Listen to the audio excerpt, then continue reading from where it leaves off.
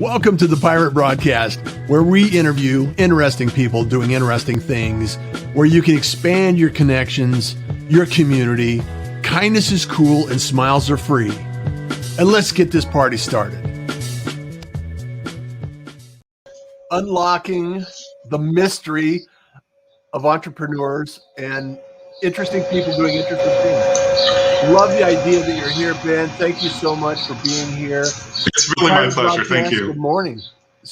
Good morning. I want to ask you, and one of the things that we're going to be talking about today is the Beanie Sleeper and how it came to be, the origin of the story. Mm-hmm. And so many of you may not necessarily know Ben. So Ben is the founder, the creator, the instigator of the Beanie Sleeper that actually helped you solve a problem, Ben. So yeah, you want to go back to the origin story and help us understand how it came? Yeah, of course. I kind of think this is a really good thing because this is my third venture and I create things that I need. And then I hope other people like it. So back in October of 2019, I was in the hospital for 2 weeks for medical problems. Uh-huh. And during that time, the rooms were always cold. Yeah. People were coming in and out, which means doors were opening and closing, and light was coming on and off. And I think the one thing you really need when you're in a hospital is sleep, rest. And that was the last thing I got. And I mean, I was putting sheets over my head. I had a winter beanie with me because it was October, and I put it on, covering like my face up to here, but it was so hot because those things are not meant for that. And I hate eye masks because you get that impression that lasts for hours. I don't like it. So I came up towards the end, I came up with the idea of, I didn't know it was going to be called Beanie Sleeper, but I knew I could do something better. Yeah. And literally before I left, I found myself on Amazon ordering stuff. I've never made a product, but I knew the shape, and I ordered like sewing kit and Velcro and straps and this and that. I had no idea what I was doing, but you had a seed. You had that seed of an idea. So I had a seed because I was like, I should have had something that would have helped me sleep, and I didn't. So that's kind of where the idea came from. Well, before we started the show, we were talking about some of these things, and I was laughing because, you know, you scratch your own itch a lot of times, and sometimes it takes off, sometimes it doesn't. But True. The idea itself is really what's important. And I mentioned Big Magic by Elizabeth Gilbert, a book about this idea that ideas are out there all the time, and when it lands on you, you have this idea and you take ownership and you take off and you do something with that idea. Or you don't, and it goes somewhere else. And then a few years later, you go back and you say, I had that idea 2 years ago. I can't believe somebody came up with it. True. And it's just one of those things that we either have to do something with it or not. So once you kind of did your prototypes, what was the process? Tell us about that. Yeah, so basically I've never made a physical product in my life. I didn't even know what I was doing, but I was like, that doesn't really matter. Let me just get something done. And I got to say, I think that's kind of like the cornerstone of entrepreneurship is the doing. Get something done. Don't talk too much, just get it done. Yeah. Right. So that's what I did. And basically the first 3 weeks of November, I built a really crude prototype. And my next thing was I need to search for somebody who can make this look pretty. And so I moved to the next phase, and I'll skip to this part. One of my best friends, Ed Sylvia, he's a fashion designer and a costume designer, and he understands that stuff. And I was talking to him about how hard it is to find somebody. And literally at the end of our phone call, he's like, I can do it. And I'm like, what? Because he's busy. He's super busy. And this is like such a little project compared to what he does. But he says, I'll do it. And he's the one who helped me create what is this, the Beanie Sleeper. Oh, that's awesome. And I'm telling you, it's good to have friends. It's good to have friends. So he helped me create the first 10. And that was pretty much February, the middle of February 2020. is when I started to look on how I was going to sell this. Yeah. And I had all these ideas, and then March 16th happened, and we were locked down, and everything changed. Yeah. So what's the process for you now? Where are you at in the evolution? Sure. So while January and February and pretty much up until June of that year, I started looking for factories because I started to get a lot of really, people really liked it. So I was, so prior to March 16th, I was thinking, oh, travel, wear it on a plane, camping, it's going to be super fun, wear it in your tent, and then, you know, sleeping and naps, right? But then March 16th happened and nobody was traveling. Nobody was in colleges to wear it in the dorm. Nobody was really doing anything, even camping. Right. Nothing was going on. So I had it up on Etsy. And the thing about Etsy that I like is they let you look at the keywords of how people are finding you. And something came up that I didn't expect, and I had no idea what it was, but it was called chemo beanies. And I was like, what's a chemo beanie? So I started to do some research. I put in chemo beanie, and I got places like mastectomyshop.com and other stores. I'm trying to think of other stores that online where they sell these things for people going through chemotherapy or who lose their hair to wear. And I was like, what is that? And I was like, okay. So I started reaching out to places like mastectomyshop.com. I basically put an email together saying, I created this product called Beanie Sleeper. And I kind of told my story, which I normally don't recommend doing in an email because it's way too much information. But I didn't know how else to reach out and let people know that I kind of understand this dilemma. And I got my email back from Beth. Her name is Beth, and she's great. My email back from her was, wow, I wish my daughter would have had this when she was in the hospital. And we were connected. And that's how I started to reach out into this chemo community, this cancer community of people who need things like this. And that really changed the trajectory of Beanie Sleeper. Yeah. Wow. So how did that change your growth potential? Or the direction of the design or anything? Did it I'll tell you this, it changed my growth potential in two ways. One, it changed my business, and two, it changed me. So originally I was telling you off camera that my favorite book is Start With Why, Simon Sinek, Start With Why. And my first why was because I needed it. Why am I doing this? I needed something. And I wanted to create that. I wanted to manifest that.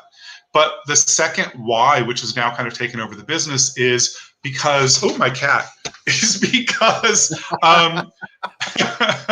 it's not the first cat on camera here. He doesn't care. He doesn't care. He just wants to be pet. Yeah. Is because I found that this community would get a lot of use, and it would help them make feel a little bit better. So I started really focusing in on that, because chemotherapy does not wait if there's a pandemic, and it doesn't wait if there's this or that. You're in it. You have to go through this. This is your life. So it was a community that I felt a connection with, that I felt I could help in some small way. And that changed my trajectory to where now I will say about 98% of my customers are retailers in this space. I sell Beanie Sleeper wholesale for the most part.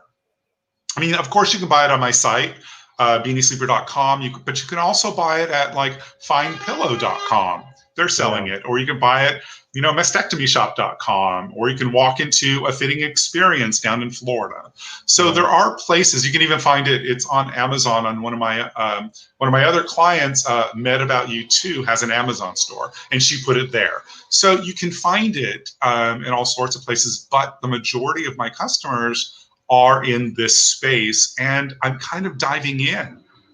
There's another book I love called The Pumpkin Plant by Michael Micklewitz. If you haven't read it, it's amazing. It's about how to be the biggest pumpkin in your patch and what you need to do that. And I want to be a big pumpkin in this patch.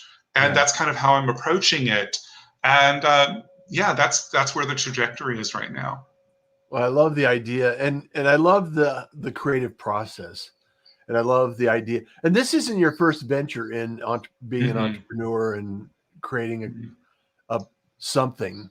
So Mm-hmm. how did you, what was the seed that planted your pumpkin first? I mean, what was the Yeah, adventure in your life that changed your? you know, yeah, I'll tell you, my dad at age 50 decided to strike out on his own. My dad was in the beauty supply industry, and he decided that at age 50, he was going to strike out on his own, start his own distributing company.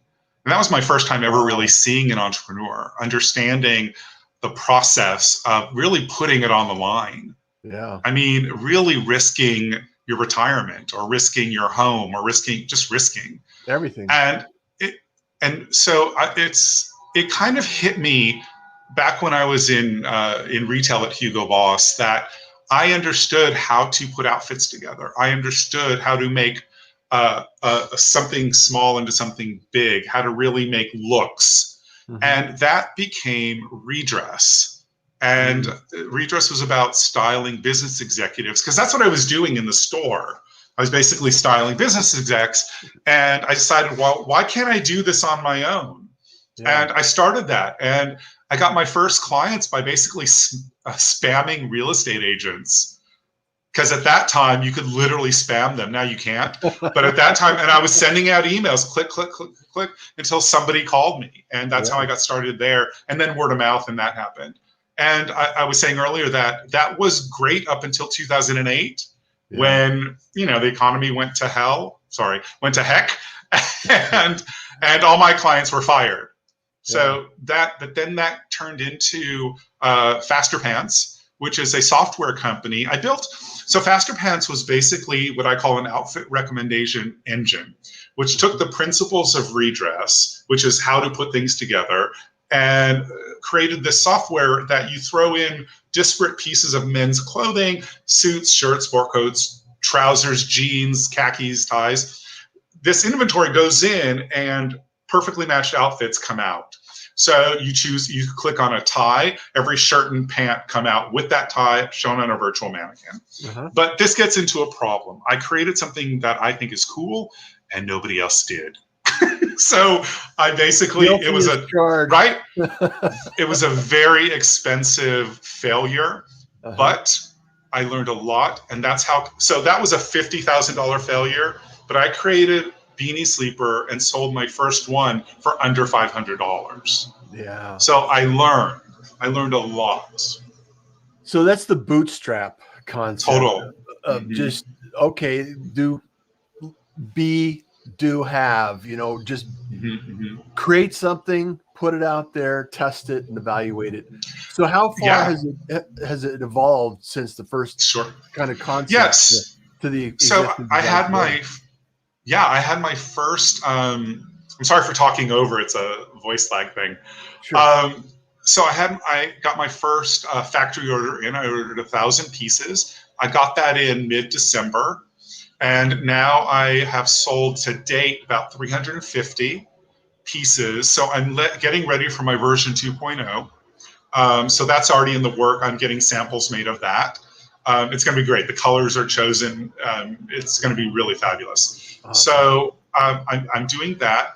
I've been reaching out to like Ronald McDonald House to try and get something for the moms and dads who are having trouble sleeping, because they need to sleep whenever and wherever, and Beanie Sleeper allows that because you can literally sleep with the lights on. It doesn't really matter because it has a built-in sleep mask and it keeps your head warm without overheating.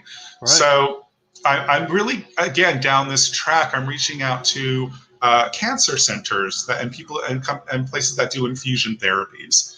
So I'm still on track, but I've also been reaching out to travel, because we're starting to travel again. So I was just listed on a travel magazine called Go Nomad as one of the top pieces of gear for spring travel, whether you're camping or flying. So that was really exciting.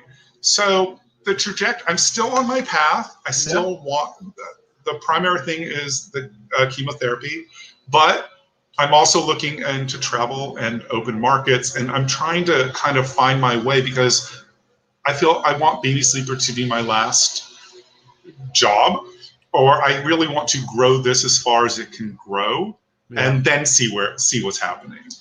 I love that. I love that. Hey, I want to give a shout out to a couple of pirates here in the room. Good morning from Memphis, Tennessee, Sheila Chamberlain. Thank you for being here, Sheila. I love it. Also, Wendy is in the room. Always a supporter. Love you, Wendy. Thank you so much for being here. Welcome to the Pirate Posse, Ben. Thank you so much.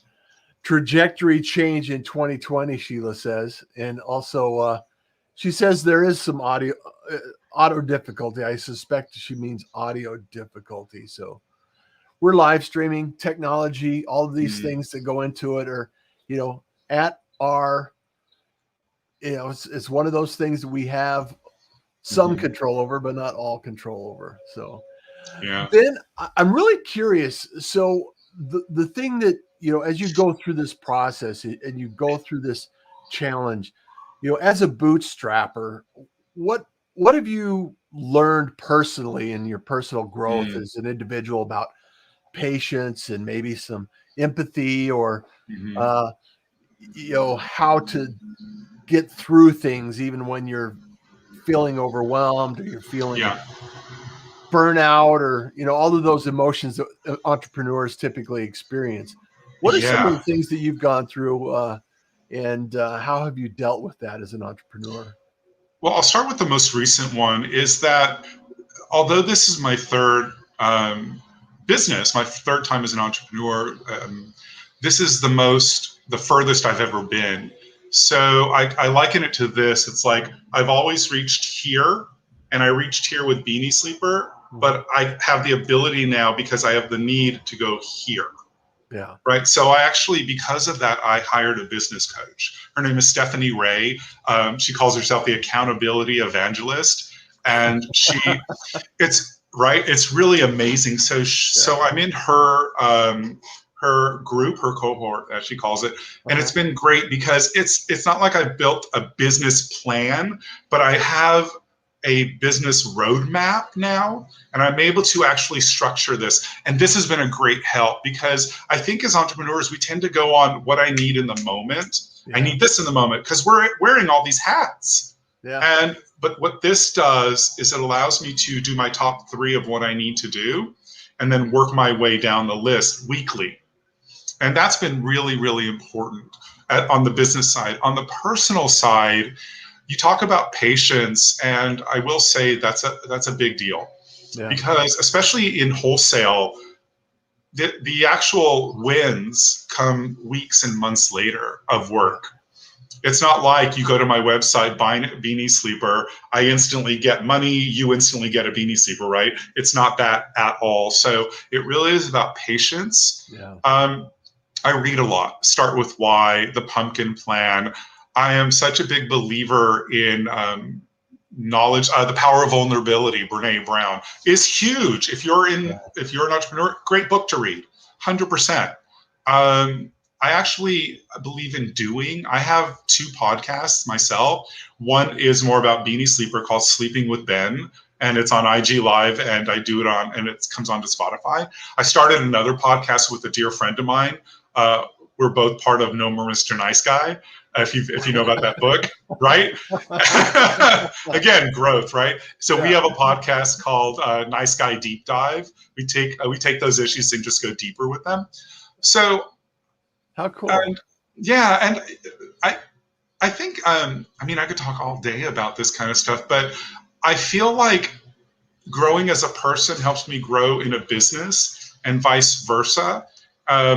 I just feel it allows me more open to things, more vulnerable, so to speak. And that's kind of what's been going on. So what brings you joy? What do you do for release or self-care? That's an awesome question, because I will say this. I just started to learn tennis. Really? I've never done it, but I always wanted to. And I just started with tennis lessons, and I'm having such a good time. It's funny, I was texting my best friend on Saturday saying, I think this is a perfect day. And I was describing it because I'm in Astoria Park. In New York City, so I'm in Astoria Park, and it was gorgeous out, blue skies, about 65 degrees. Oh, I had my mask off because I'm fully vaccinated. I'm outdoors, and I'm gonna go learn. I'm gonna go play tennis. And I was yeah. like, I don't think it gets better than this. So, but I will tell you, in all honesty, it is in all my years as an entrepreneur, I can honestly say that this is the first time I was able to spend money on something I wanted to do that wasn't business related. Yeah. Because I always felt guilty. Wow, that X amount of dollars could go towards this. And it's been very, very difficult to go, wait a minute, I'm different than my business. Yes. And tennis has nothing to do with Beanie Sleeper. Zero. And I think it's important, and the reason I bring it up is because I think it's critical for entrepreneurs to find something that is not business focused, that you can actually shift your mindset or shift your physical being into something else. And I think it's really critical for us to understand that there is life outside the business, because sometimes we get overwhelmed and we get incredibly focused. And so Sherry Lawley knows that. Absolutely true. Absolutely true. She's an entrepreneur from way back. She's created some amazing products. Awesome. I just feel that it's an important message to really get out there. And I love the idea that you're podcasting and sharing some of these things with the community. So what activity have you found that has been most productive in getting your word out? What is it that moves the needle for you in the business? Well, really, I get most of my customers, my new accounts, from emails. Basically cold emails. I figured out I have a formula I use, and that's how I've gotten all of my customers, through cold emails. So just rolling up your sleeves and getting on the keyboard. Honestly, I'm talking to my coach today, just saying it's very tedious. It's incredibly tedious, but I just have to keep my head down and keep moving, because it will lead to something. And it's not something I'm making up. It's actually worked. So I'm taking what's worked and I'm just applying it to different levels of customer. The cancer centers, hospital gift shops, things like this. And it's very tough, but I have to keep my head down. I don't want to say I have to keep my head down. And that's what I'm doing. That's been the most productive. The podcast is something. So I do so my podcast, Sleeping with Ben, is I talk to interesting people about their lives. I mean, I want you on my podcast. But the whole premise is Sleeping with Ben is I'm in my bed. I shoot it from my bedroom. I'm in my bed. I have, my Beanie Sleeper on like this, and we're chatting. And by the way, this is the Beanie Sleeper. And honestly, we just chat about their lives and what they're doing in the world. And we do talk about sleep, and I want to know what their sleep rituals are. But the majority of it is just fun. I love live. I only edit the beginning and end, because sometimes there's dead space in both. I never ever edit in the middle. I don't, because I want it all there. That's the fun part of live. I'm right there with you. I'm right there with you, Ben. Yeah. I mean, I'm live. We're live on multiple channels. I love it. Twitch, Twitter, YouTube, Facebook, LinkedIn. I absolutely love it. Live. And so, but that brings you joy as well, right? Oh, 100%. When I'm in it, I love it, because I have a set of questions, but we hardly use them because we start talking about other stuff. And I find the other stuff, because it comes naturally from my guest, I want to expand upon it. I don't have the need to go, question number 3. Right. I never do that. I don't like to do that. I like the spontaneity. I like the authenticity I get. And it makes me more in the moment and authentic. And, I just think we become two people talking. And that's the beauty of what we can do now. I mean, right now in this world, we're so able to connect, have a conversation. It's not the same as being across the table, where you're doing something face to face. However, it's the next best thing, and sometimes it's the only way we can connect. You know, I don't 100%. I don't have 100%. any trips planned to New York in the next few months, so Yeah. I suspect, that's okay that we can have this conversation here and help you shine the light on your product and some of the things you're doing to help people out in the community that need help. I mean, that's the beauty of what this is. So It's I really kind of, believe, I love what you're saying. I mean, I really believe you can have a business and do good. You can make money and do good. Start with something that matters. The Story of Tom Shoes, great book. Do the yeah, Kind Thing. Daniel Lubetsky, The Story of the Kind Bar, great book. It is possible. yeah, Um, I get people who want me to donate Beanie Sleepers, and I want to donate so bad, but I can't. yeah, I'm a small business. I just don't have the capital, yeah. but I want to, and I try, and I do things if I can. But You can't yet. I can't yet, which is really what it is. I can't yet. But I will say this, though. Something that's been a real big blessing for me is meetup.com, Yeah, because I belong to meetups all over the country. And I've gone to several meetups in Canada and in the UK. I've met amazing people in Peoria, Illinois. I have a new mentor, Ross Miller. He's amazing. I have a meetup I go to out of Seattle that's amazing. I have met such amazing entrepreneurs and people who are so, oh my gosh, the Rochester Open Coffee Club in Rochester, New York, amazing people who are willing to give. Yeah. If I can say anything to new entrepreneurs, to my new entrepreneur, is there are people who want to help you. Yes. And for no other reason than they want to help. No other reason. I mean, I mentor very, very new entrepreneurs for no reason other than I love it. And I love where they're going, and I love watching where they're going and helping. That's it. Watching the excitement of somebody developing 100%. something, creating something from nothing is amazing. 100%. It's amazing. It's a true gift. And I mean, you want to talk about joy? That brings me so much joy. I almost feel selfish doing it. Because I just know I'm getting so much out of it, and I'm just hoping they get something out of it. Oh, I do too.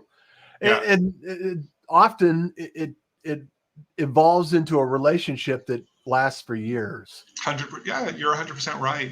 You're 100% right. It's really fun. Sarathi says, hi, Russ and Ben. Hi, Sarathi. Hi, everyone. Angie says, good morning, everyone. Pirates sneaking in the last minute. Love it, Angie. Nice. Thank you so much. I love the support of the community, and with anything, Ben, there is a community around it. You build a community, and you'll always be able to reach out, get some feedback, email people and get some answers. Yeah. Introductions, build relationships. We're living an amazing time, and being able to live stream and put that out there. And that's what that's what I really am passionate about, is helping people get to the point where they can do this. And so that's my mission. And thank you. You have no idea how much I appreciate this experience and talking with you. I think you're fabulous, and I do want you on my own podcast, and we'll figure that out. I know I'm totally recruiting you, and you'll have to wear your Beanie Sleeper. I'll get one to you. Perfect.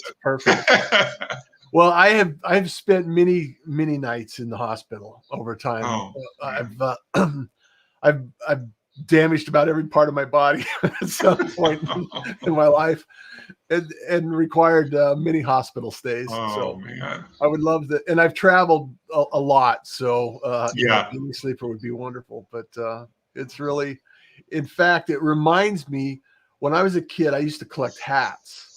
And I had one of the old white sailor hats, that I would fold down, and I could put it over my eyes like that. So really easy.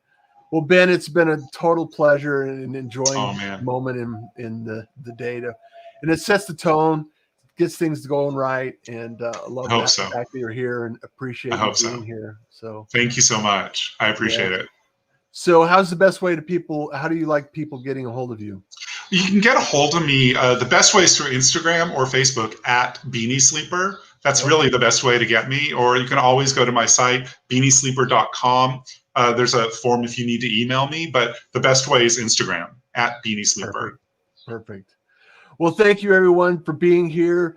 I love the fact that you're here. And if you have anyone in your network or your connections that could create some value out of the Beanie Sleeper and what Ben's doing, please share it out. Send it off to someone Please. that needs it, needs to know about it, or can help understand and appreciate the support and the benefit of being here as a pirate. So, because you know why?